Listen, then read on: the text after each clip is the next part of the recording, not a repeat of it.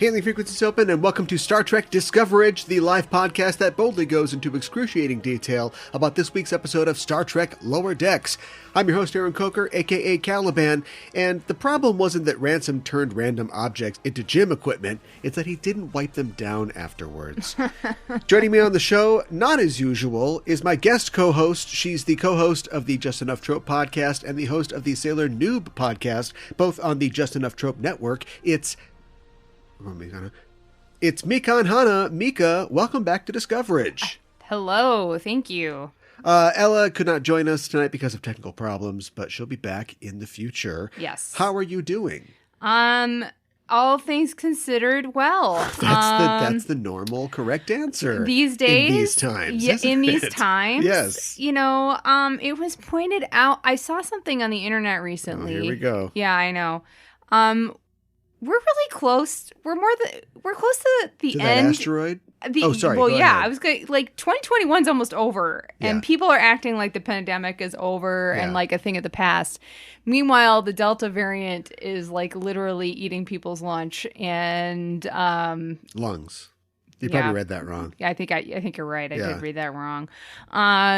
So it's a little unnerving. Yeah, I You saw know? there's a meme on the internet that's like weird or depressing fact Skeletor, and he tells you a fact and then he runs away.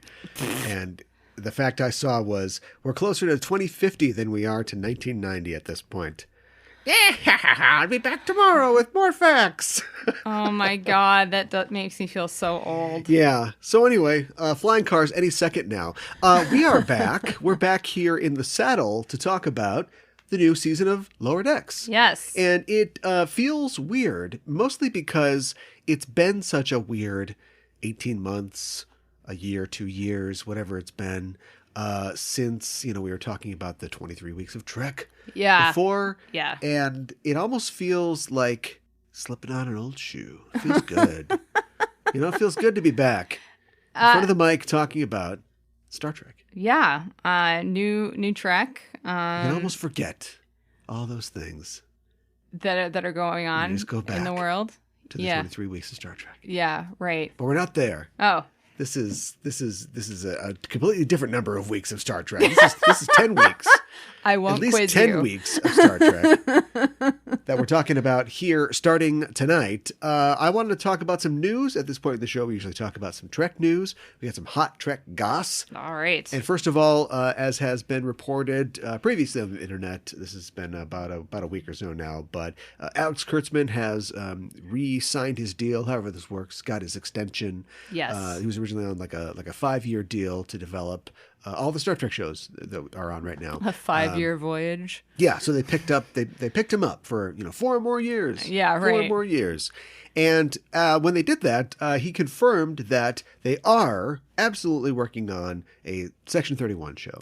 Well, good, Yeah. because I feel like last time he talked about it, he was throwing some shade at Michelle Yeoh. But now, oh no, it wasn't shade. Was it shade? It wasn't? No, it it felt was like shade. You came to the right place because I do this for a living, and I have talked about this a lot. It was, I think that now that I know that it was about him getting like his deal again, I think he was playing a long game. And so the last time they talked to him, he said, oh, she's very involved in it, and we can't wait to see what she's got. Like he was kind of putting it all sort of on her. Yeah. It sounded, and it's like, well, dude, you're the producer guy. Right, Why is- right. why is it- Are you excited about Is it? she or... like the showrunner? Or, Yeah, right. She'll definitely have a producing credit.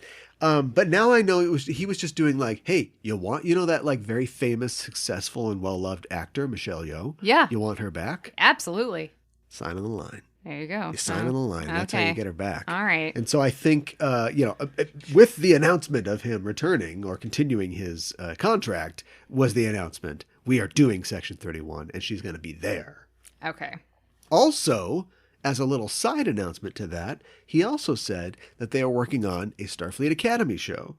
There you go. Now, we knew that. It's kind of like the Star Trek, the Section 31 show. Like these have all been kicking around for a while.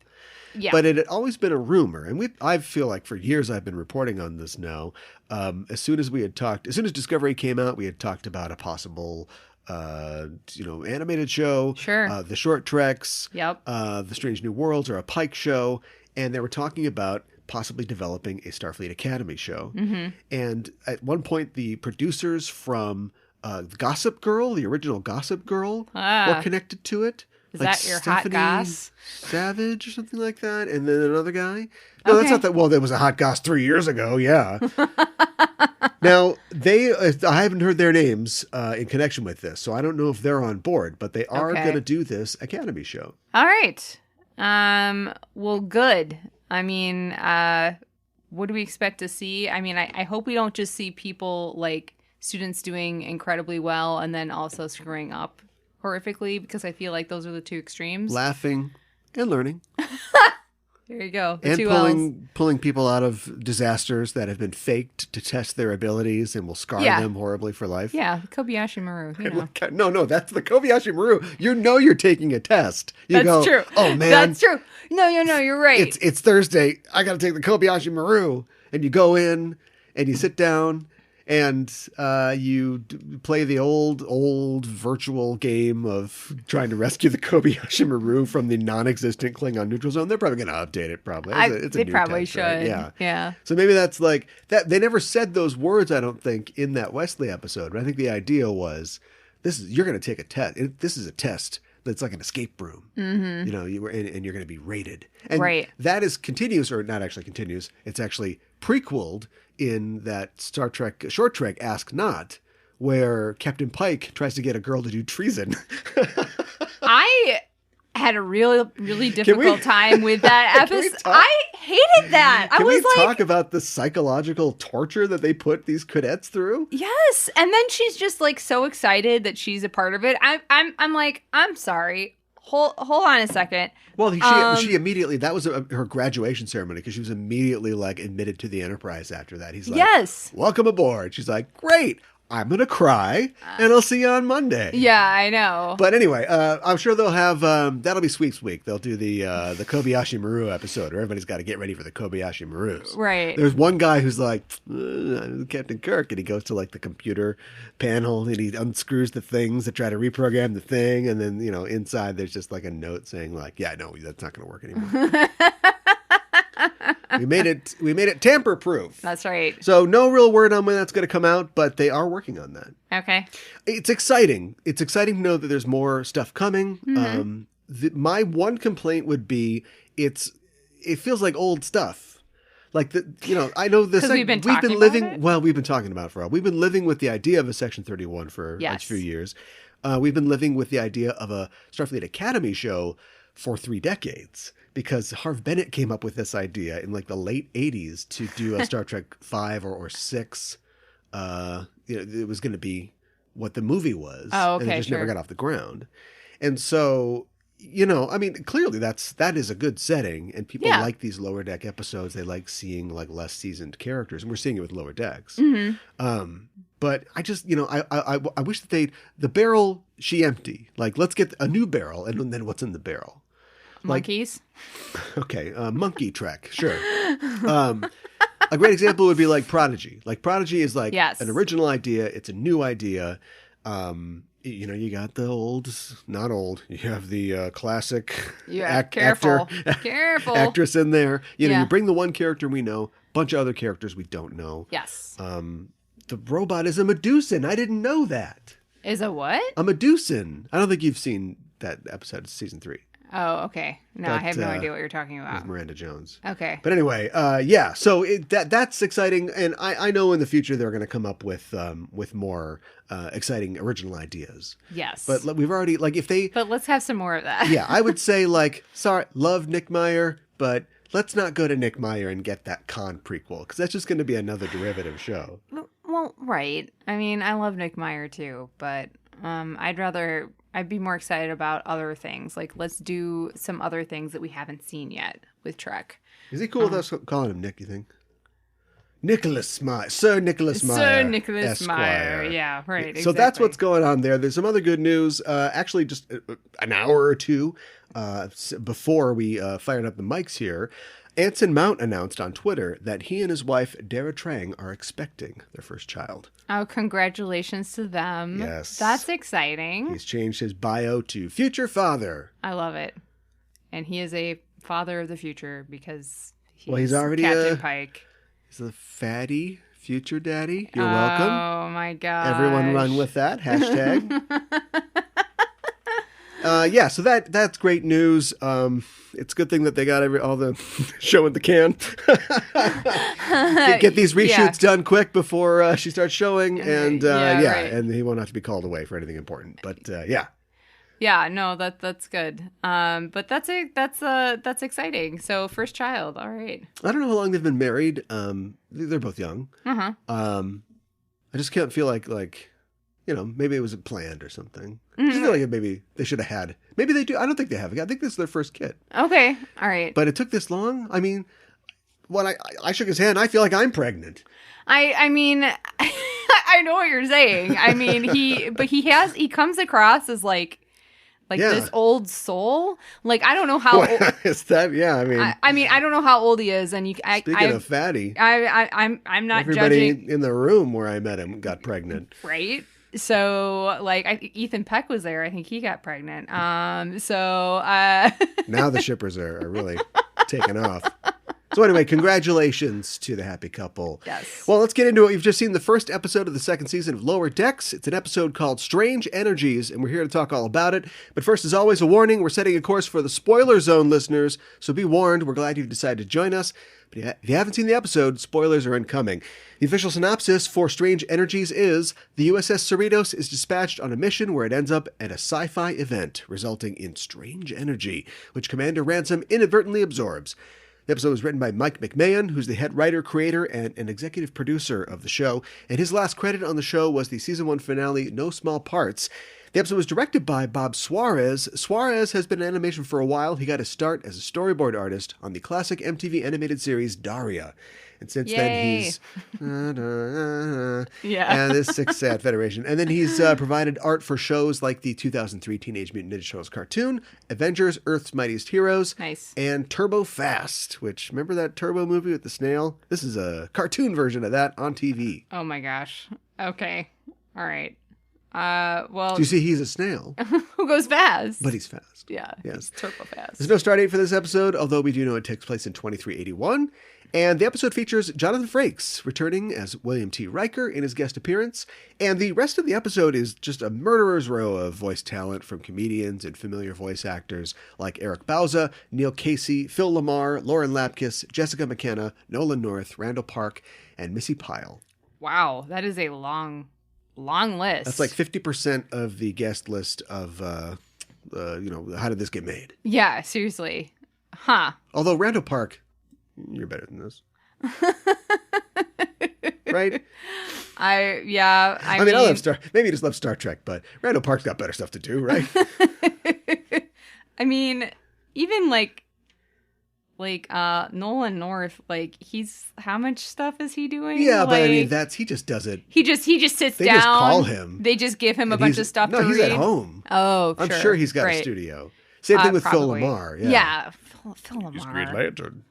John Stewart. Phil Lamar, so great. Just sorry, I just had a moment. 10 more minutes on the voice actors. Yeah. Okay. Sorry. Continue. Well, what did you think about Strange Energies? How strange are those energies? They're pretty strange. I thought, it was an okay episode for me. It wasn't. Definitely not like some of the highlights that I remember from season 1. So it was kind of like not like the strongest start for season 2, I guess, is what I would say. Yeah, it felt like a mid season 1 episode. Mm-hmm. I guess I thought, I don't know. I mean, like when you think about like TNG, and you have to because this is like animated TNG with jokes. I guess a lot of TNG episodes before they started doing 2-parters at the end of season 3 just were like, oh, here's another one. Right. Here we go. Right. Just starting up again. Right. And so as far as that goes, I think it fits that mold. Yeah. And we're sort of continuing on showing the sort of new status quo with Mariner in a more favorable position or responsible position, quote unquote. Yeah. On the Cerritos, and then Boimler, who we haven't really seen yet. No. Just a flash in his role on the Titan. So, yeah, I don't know. Like I guess I don't know what the best way to have started it was, but as it Right. is in this episode, I felt like it was solid, but it didn't like blow me away. No. I think it was fine. I didn't get blown away like the dirt got blown away on the building. So, you know. It was sonicked away. Oh, okay. Sorry. Sonic.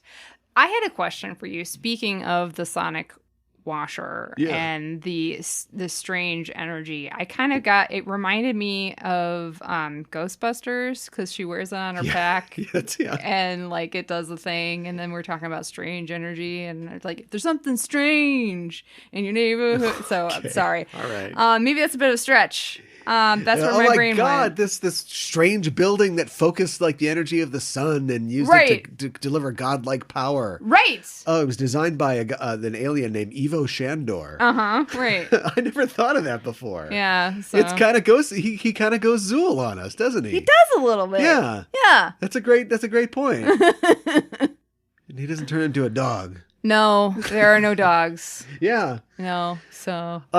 That's really interesting. That blows out of the water all the things I was going to say about the clear homages to godlike characters in Star Trek that they were putting on. Of course, well, that's definitely explicitly referencing Where No Man Has Gone Before and Gary Mitchell. And you have to think that like the Enterprise, specifically the Enterprise, but any deep space, Starfleet ship, their logs just go into the user's manual, or like the FAQ for Star Trek officers, like, oh, we got a godlike alien here, or like, oh no, somebody's been possessed, they got god powers, what do we do? So, have you tried dropping a boulder on them? So, okay, we got to do that. Let's get a boulder. Do that. Have you tried making them really angry? And then that will like drain their power, and they kind of do that too. Only like the captain's like, we'll compliment him. Somehow that will satisfy his rage and make his power go down. Which worked for a little bit. Is there a conspicuous building or like device near them that you can shoot a phaser at? Yeah, right, exactly. Yeah. But in the end, the good old kick him in the balls trick is what brought Ransom down. I know. Mariner's just like, I got this. Just takes matters into her own feet. Yes. Yeah, I almost said hands. That's the wrong appendage. Episode, yeah, right. And then boulder drop for good measure. Yeah. The doc is there to make sure that every. That was the thing about in Where No Man, he drops a boulder on him to kill him before he becomes unkillable. Because it's clear that he's going to be a god, and he's an angry god. Yeah. And he's got all of his resentment over the walking stack of books, Kirk, is coming out. So it's like, I got to kill this guy before nothing can kill him. Right. And so he drops a boulder on him. It isn't like boulder stone is kryptonite to like godlike humans. But I like the fact that they're like, for good measure, we'll just drop it on him. Crush all his bones. The ship's in orbit. I'm sure we can just, put them back together. We have all kinds of wands that can make things grow back. And and that's what they end up doing. Yeah. I love the idea that there could be things lurking in a society that maybe the Enterprise missed, so. Yes. This 2380, I guess ostensibly Picard is still on the Enterprise, right? You would know better than me, but I would say probably. Well, there's a new history because of the Romulan supernova and all that. So I don't know. I'd have to work it out, but yeah. So like Picard's Enterprise, makes first contact. Oh, those people were nice. They sure love numbers. Yes. And at the beginning of a TNG episode, they'd be flying away from a planet. And Captain's log, well, we've talked to the number people and everything's working out great. And we're off to Starbase 575 for some well-earned leave. And then the Cerritos comes in for the second contact. And that's when all the problems pop up, all the things that they didn't say. Right. They're like, lie on the application. Just lie. No, we've got one world government, no problems, no wars. No weird alien technology in our past, I'll tell you that much. And so the wacky, ragtag team of the Cerritos are the guys that end up like kicking the rocks over and going, oh my God, there's man-eating creatures under this rock. Right. I'm going to take it or upon you guys totally have a race war going on here. You lied. I'm going to take it upon myself and beautify your city and whoops, created a god. Will she learn a lesson to like not do extra work? Was that the lesson that she would learn from this? Because normally she would never volunteer to do things. I think she was just volunteering to get away from her mom. She's like, yeah, I think she was just go looking off for on anything. my own, do a mission by myself. I can lord it over Ransom. Yep. But I'm never doing that again. Yeah, but I'm sure she'll do plenty of things that she's not supposed to do. Yeah. Moving forward. Yeah, right. So. Yeah.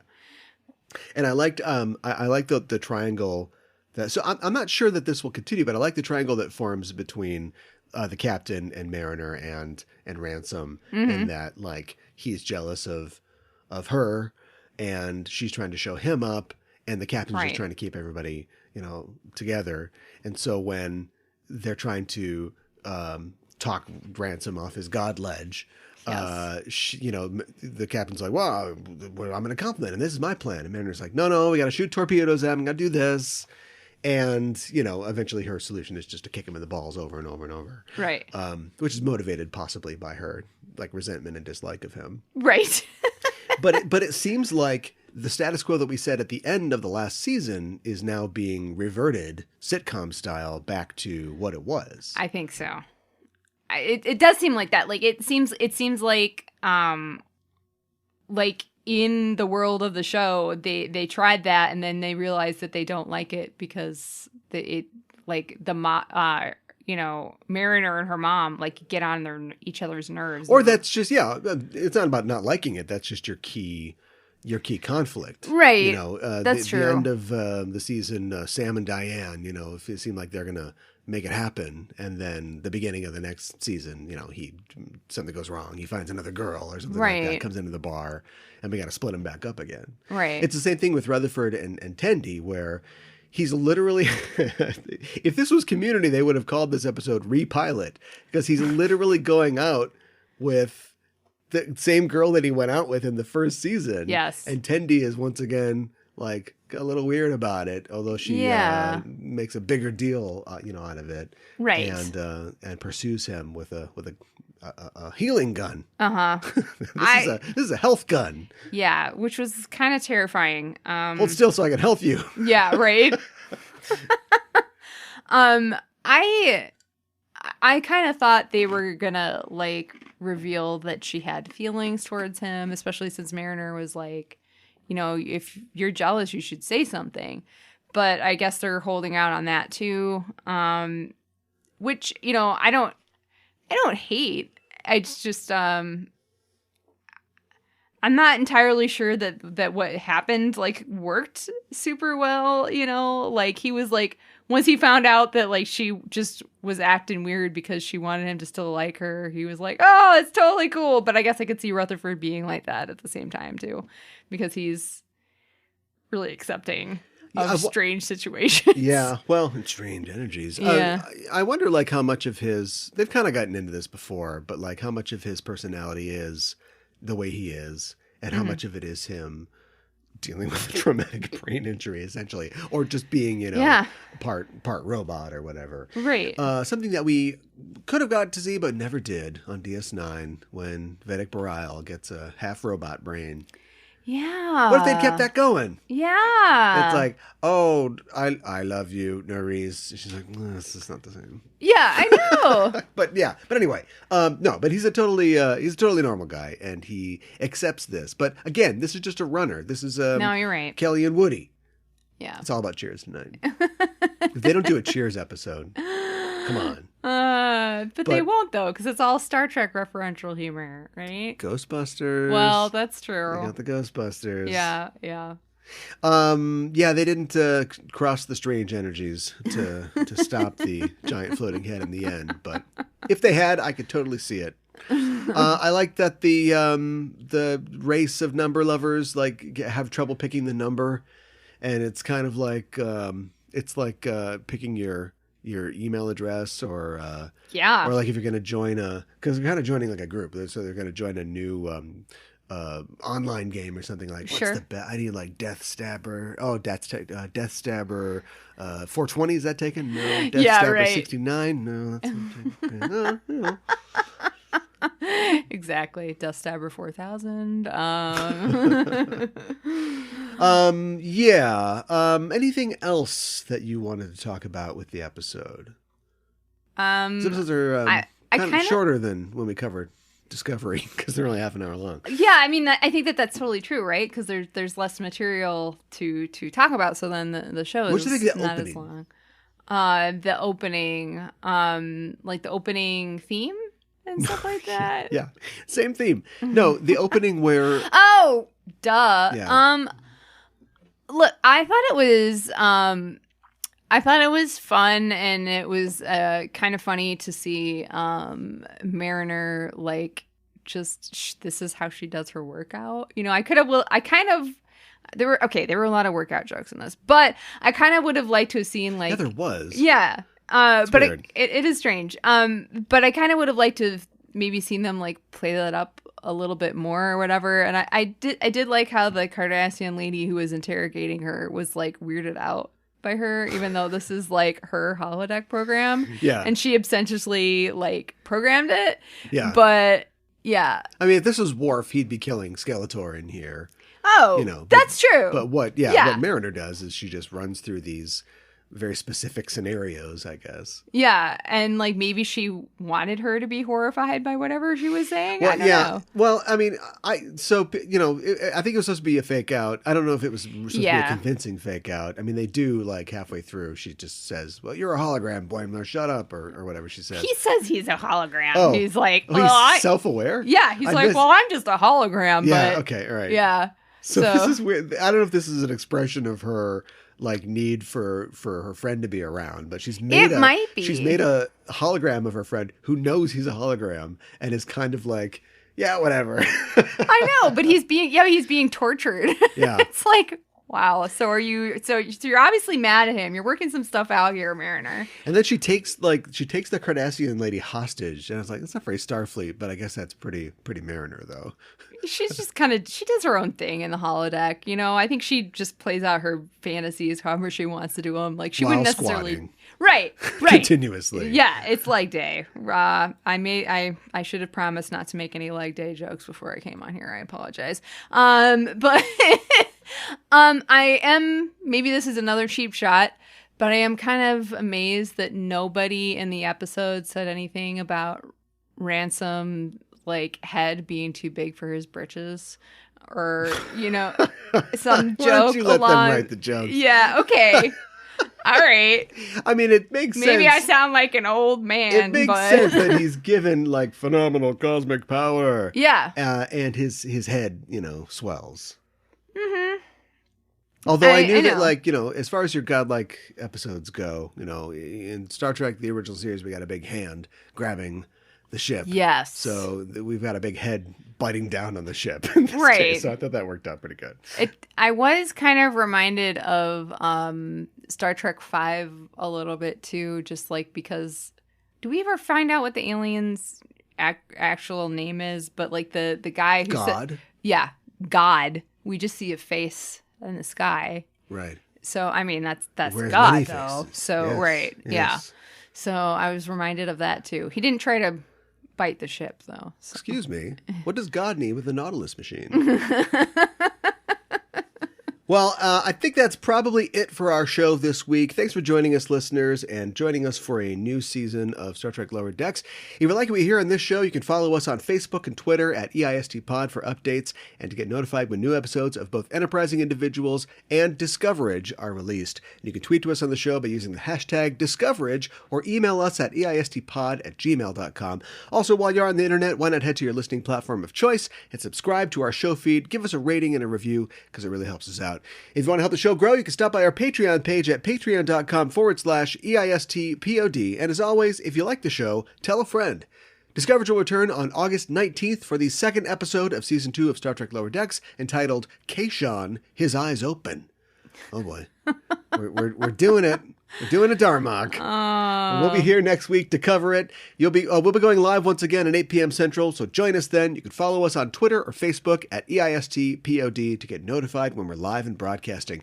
In the meantime, check out our main show, Enterprising Individuals, at enterprisingindividuals.com. Every Wednesday on the show, I and a special guest discuss in excruciating detail a selected episode from a Star Trek series. We also have news from the Trek sphere and interviews with special guests. Our latest episode just dropped, and on it I'm joined by comedian, writer, and podcaster Michael Swaim, formerly of Crack.com and currently the head of the Small Beans Podcast Network. Michael and I talked about the DS9 episode Bar Association, where Rom starts a union and Quark's bar is facing a labor shortage. Oh, these people, there's nobody to work.